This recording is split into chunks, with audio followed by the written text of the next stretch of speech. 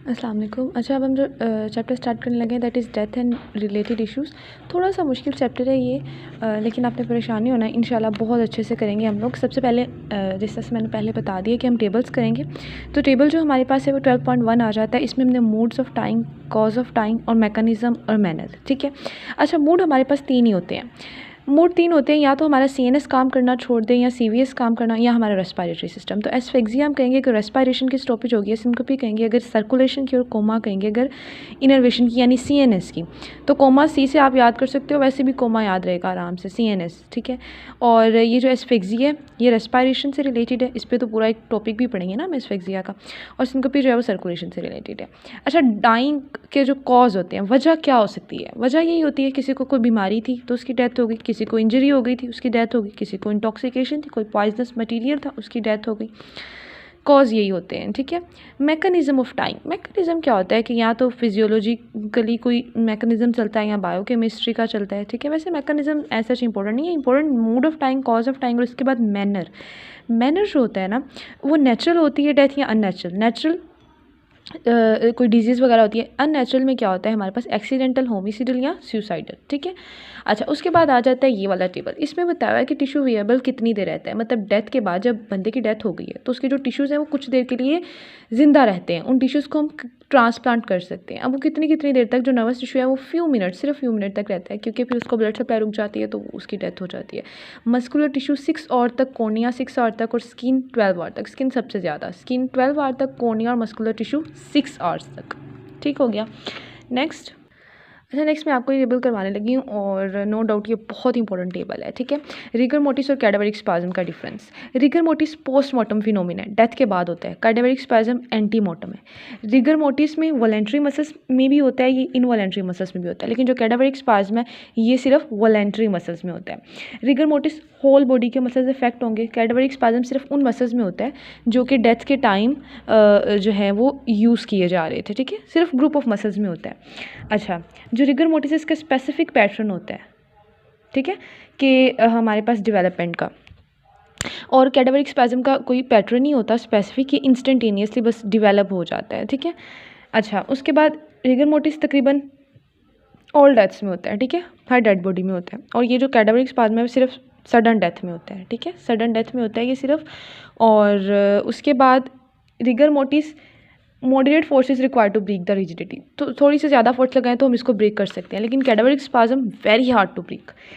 इसका manner of the death के साथ कोई इस्टेब्लिशमेंट नहीं है, कोई भी मैनर हो इसने डेवलप होना है।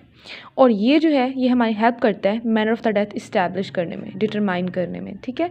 तो ये डिफरेंसेस मैंने आपको बता दिए। अब आपने क्या करना है, वीडियो को यहीं पे पॉज करके इनको रिवाइज़ करना है, ठीक है।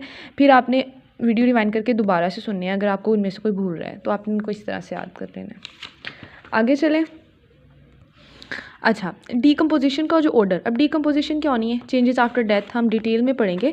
तो उसमें हम देखेंगे कि टिश्यूज़ हमारे डीकम्पोज होते हैं, उनमें कुछ टिश्यूज़ बहुत अर्ली डीकम्पोज हो जाते हैं, कुछ लेट होते हैं। जो अर्ली हो जाए, अच्छा जो लेट होते हैं ना उसमें सारे विसरा आ जाने हैं, लंग्स, लिवर, किडनी, सारा कुछ। और जो अर्ली है उसमें एक तो इंटेस्टाइन आनी है, एक आपका लैरिंग्स और ट्रेकिया आना है, दूसरा इंटेस्टाइन से रिलेटेड ही हमारे मोमेंटम होते हैं, इंटेस्टाइन से रिलेटेड ही हमारा लीवर होता है। अच्छा, लीवर मैंने इधर बोल दिया, सॉरी, लीवर इधर है। इंटेस्टाइन से रिलेटेड ही हमारा लीवर होता है, इंटेस्टाइन से रिलेटेड ही हमारी स्प्लीन भी लगा लो, क्योंकि वो स्टमी के पीछे पड़ी होती है ना, तो स्प्लीन भी आ गई। और ब्रेन, ब्रेन तो इजीली याद रहेगा ना कि बहुत अर्ली डिकम्पोज हो जाता है, तो इंटेस्टाइन याद रख लो और ब्रेन याद रख लो और ट्रेकिया, तो आपको अर्ली वाले याद रहेंगे। लेट वालों में लंग्स आ गया, लंग्स के नीचे हार्ट होता है, हार्ट और किडनीज़ आ गए, किडनीज़ आए तो साथ ब्लैडर भी आ गया, टेस्ट ब्लैडर आए तो साथ टेस्टिस भी आ गई, और प्रोस्टेट। और प्रोस्टेट और यूट्रस तो वैसे ही दो ऐसी चीज़ें हैं, ठीक है, जो कि सबसे एंड पर डिकम्पोज होती हैं। अच्छा, ये टेबल करना है, लेकिन ये मैं आपको अभी नहीं करवाऊंगी, क्योंकि अभी मैंने आपको ना मैसेरेशन का बताया, ना मम्मीफिकेशन का बताया, ना एडिपोसियर का कुछ भी बताया। जब हम ऊपर से ये सारा पढ़ लेंगे देन हम ये टेबल तब साथ करेंगे। अच्छा, अब जो टेबल करना है that is common natural causes of sudden death. Sudden death के कॉज क्या हो सकते हैं? CVS system, most importantly CVS system की वजह से सडन डेथ होती है। सीवीएस के अलावा nervous system, respiratory system, GIT या यूरोजेनाइटल सिस्टम की वजह से भी हो सकती है। सीवीएस सिस्टम में हार्ट या ब्लड वेसल्स, हार्ट अगर है तो कोरोनरी आर्टरी की कोई डिजीज़, ठीक है, एओर्टिक स्टेनोसिस या मायोकार्डियोपैथीज हैं, ब्लड वेसल्स है तो एथिरोमा बन गया ब्लड वेसल्स में। नर्वस सिस्टम है तो हमारे पास क्या है, हेमरेजेस हो गए हैं या एपिलेप्सी। रेस्पिरेटरी मतलब हर सिस्टम से रिलेटेड ना डिजीज़ लिखते जाओ। रेस्पिरेटरी है तो पल्मोनरी एम्बोलिज्म मोस्ट इंपॉर्टेंट यही होता है। इसके अलावा टीबी, अस्थमा, निमोनिया। जीआईटी है तो परफोरेशन हो गई है, ठीक है, थ्रोम्बो एम्बोलिज्म हो गया है या हैमरेज हो गए। यूरोजेनाइटल है तो कहीं पे भी ट्यूमर बन गया, टेस्टिस, ओवरी, यूट्रस, सर्विक्स वगैरह में, ठीक है। तो इसमें ट्यूमर्स लिख देना यूरोजेनाइटल में। जीआईटी में क्या लिख देना, परफोरेशन हो गया या हैमरेजेस हो गए हैं या थ्रोम्बो एम्बोलिज्म। रेस्पिरेटरी में मोस्ट इंपॉर्टेंट पल्मोनरी एम्बोलिज्म है, इसके अलावा एस्थमा, टीबी वगैरह। नर्वस सिस्टम में सबसे इंपॉर्टेंट जो है वो हमारे पास हैमरेजेस होते हैं इसके, सब एराकोनॉइड हो या सेरिब्रल हो। इसके अलावा एपिलेप्सी भी। और हार्ट और जो सीवीएस उसमें हार्ट और ब्लड वेसल है। हार्ट वाला तो कोरोनरी आर्टरी की डिजीज़ है कोई या एओर्टिक स्टेनोसिस है। अगर ब्लड वेसल्स हैं तो वो एथिरोमा वगैरह है, ठीक है।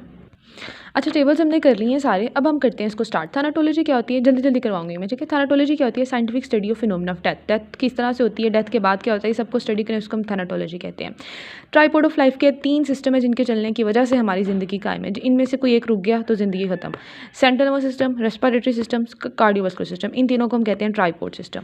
अच्छा, अब डेथ होती है 2 तरह की। सबसे पहले डेथ होती है सिस्टेमिक या क्लिनिकल डेथ, और दूसरी डेथ होती है सेलुलर डेथ। अब सिस्टेमिक या क्लिनिकल क्या है, इन तीनों सिस्टम में से कोई एक सिस्टम रुक जाए तो हमारे पास जो डेथ होती है ना उसको क्लिनिकल डेथ कहते हैं। मतलब ओवरऑल जो बंदा है ना उसकी ज़िंदगी रुक जाती है, लेकिन उसके सारे टिश्यूज़ की डेथ नहीं हो जाती। मतलब ये नहीं है कि हम कहें कि इस इंसान की डेथ हो गई तो इसके हार्ट की भी डेथ है, इसके ब्रेन की भी डेथ हो गई, लीवर की, लंग्स की, कॉर्नियास की, इन सब की एट अ टाइम नहीं होती। सिर्फ इन तीनों में से एक सिस्टम रुका है और उसकी डेथ हो गई है, उसकी ज़िंदगी ख़त्म हो गई है, लेकिन अभी उसके टिश्यूज़ कुछ ज़िंदा हैं। जो जैसे मैंने आपको ये टेबल कहा था, अब वो जो टिश्यूज़ ज़िंदा हैं जब उनकी बारी बारी डेथ होती जाएगी तो उस फिनोमेना को हम कहते हैं सेलुलर और ऑर्गेनिक डेथ, ठीक है।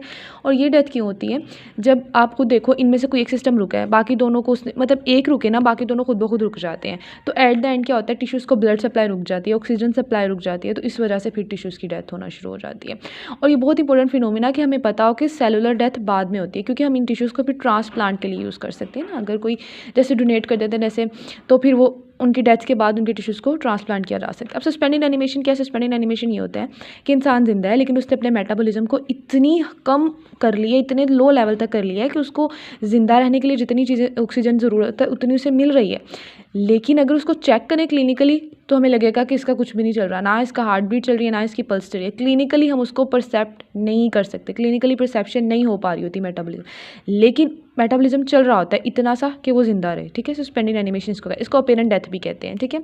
बॉडी प्रोसेस, मेटाबॉलिक प्रोसेस को क्या कर दिया, वाइटल प्रोसेस को क्या कर दिया, डिप्रेस कर दिया बहुत मिनिमम लेवल पर।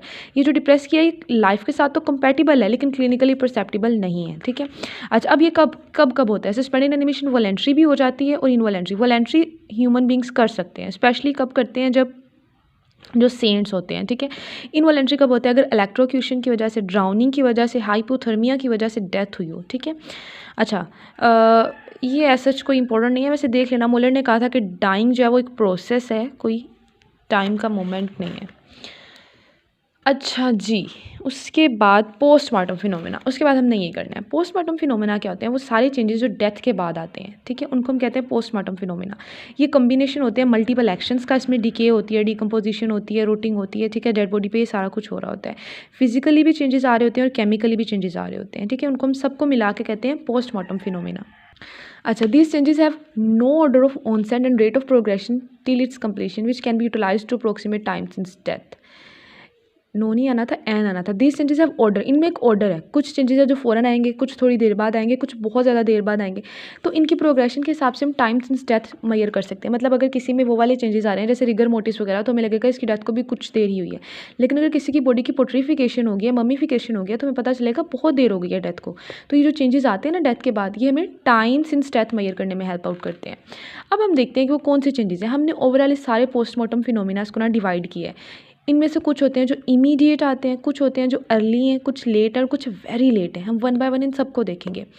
इमीडिएट में क्या आता है जी, इमीडिएट में आता है ट्राइपॉड ऑफ लाइफ के लॉस की वजह से जो आते हैं। ट्राइपॉड ऑफ लाइफ क्या था, सीएनएस, सीवीएस और रेस्पिरेटरी, उनमें से रुक गया तो उनकी वजह से जो आएंगे। इनमें जो सबसे इंपॉर्टेंट है वो ये प्राइमरी फ्लेक्सिडिटी, बॉडी फ्लेक्सिड हो जाएगी, लॉस ऑफ रिफ्लेक्सेस हो जाएगा, एसिस्टोल हो जाता है, चेस्ट मूवमेंट रुक जाती है, ठीक है। ड्रॉपिंग ऑफ लोअर जा, ये जो फ्लेक्सिडिटी है इसमें क्या होता है, जैसे लोअर जा ड्रॉप कर जाता है, लिम्ब मसल्स बिल्कुल लूज हो जाते हैं, ठीक है। और ये सिमुलटेनियसली होता है, ये फ़ौरन हो जाता है डेथ के फ़ौरन बाद। इन्हें हम कहते हैं इमीडिएट चेंजेस। और ये क्यों हैं, ट्राइपॉड ऑफ लाइफ के लॉस की वजह से। अब आ जाओ वो चेंजेस जो अर्ली हैं, मतलब इमीडिएट के बाद आते हैं। अर्ली फिजिकल चेंजेस, इनमें क्या होता है, रिगर मोटिस सबसे इंपॉर्टेंट, हाइपोस्टेसिस जिसको पोस्टमार्टम स्ट्रेनिंग भी कहते हैं, फॉल ऑफ बॉडी टेम्परेचर बहुत इंपॉर्टेंट है, बॉडी टेम्परेचर फॉल कर जाता है, ये हमें स्टैंड अप में क्वेश्चन भी आया कॉलिंग कर्व वाला, ठीक है, जो मुझे नहीं आता था, अब हम करेंगे इंशाल्लाह। चेंजेस इन आई बॉल, ये चारों बहुत इंपॉर्टेंट चेंजेस हैं और ये अर्ली फिजिकल चेंजेस हैं।